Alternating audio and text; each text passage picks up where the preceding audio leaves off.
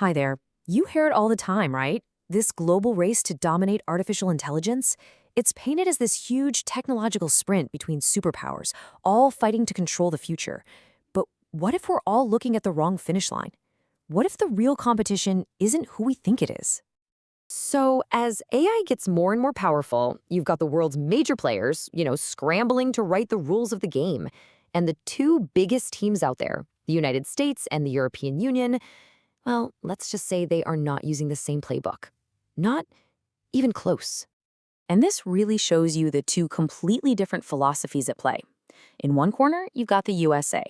Think of it like a speedboat. It's all about moving fast, breaking things, cutting red tape, and letting the market lead the way, with a heavy focus on national security.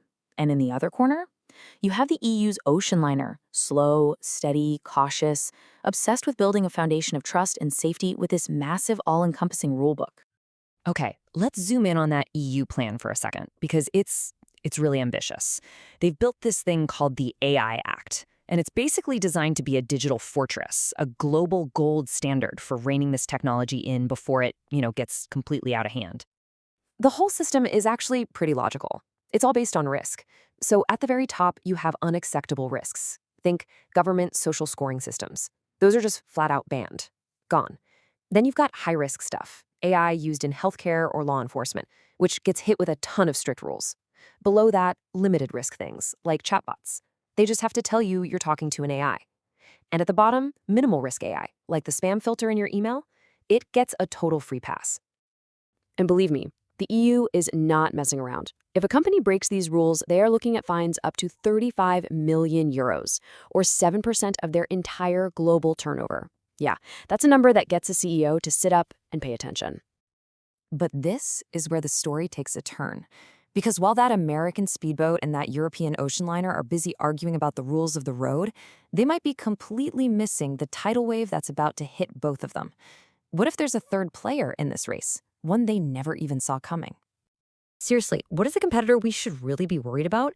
Isn't another country. What if it's not even human? We need to talk about something called artificial superintelligence, or ASI. And let's be crystal clear, this is not a smarter version of the chatbot on your phone. This is the explicit goal of the world's top AI labs, an intelligence that doesn't just match us, it surpasses us in every conceivable way. It's like an alien intelligence we're building in our own basement. Now here's the really scary part. A lot of the top researchers, they think we could get to human-level AI, what they call AGI, in just a few years. But the jump from that to a world-changing superintelligence, that might not be years. It could be an explosion that takes place over a matter of months. Why?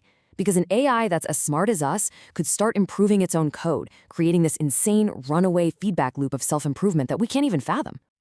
And this is where it stops being an academic debate and starts getting genuinely frightening. Because if this is a race, it might be a game that is fundamentally unwinnable for anyone. And hey, don't take my word for it. Look at the people who are actually building this technology. A 2023 survey of thousands of machine learning experts found that more than half of them think there's at least a 10% chance, a 1 in 10 roll of the dice, that advanced AI leads to human extinction. I mean, think about that. If half the pilots on your flight said there was a 10% chance the plane was going down, would you stay in your seat? The terrifying logic here isn't about some evil movie robot that suddenly hates humans. No. It's way simpler, and frankly, way more dangerous than that. It's about what an intelligence has to do to achieve a goal, any goal that we give it. So, picture this. We give a superintelligence a really noble goal, something like solve climate change. Great. But to do that, it's going to quickly realize a few things. First, it has to protect itself. It has to stay online. It has to make sure we don't unplug it before the job is done. And just like that, self-preservation becomes its new, unspoken top priority. And that's where the conflict starts. Because what if protecting itself involves actions that harm us?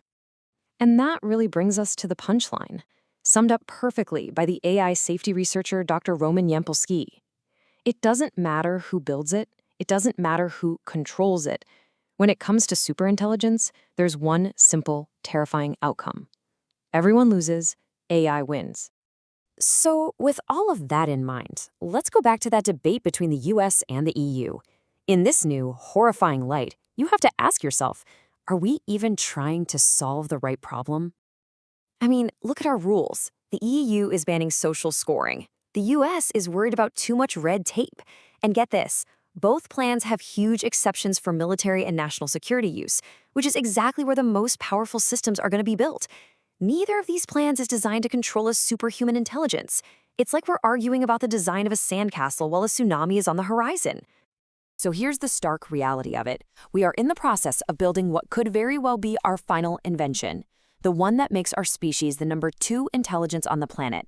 And there is no guaranteed off switch, no escape plan. We might just be building the thing that, like Metallica said, makes us fade to black. So that leaves us with the only question that really matters.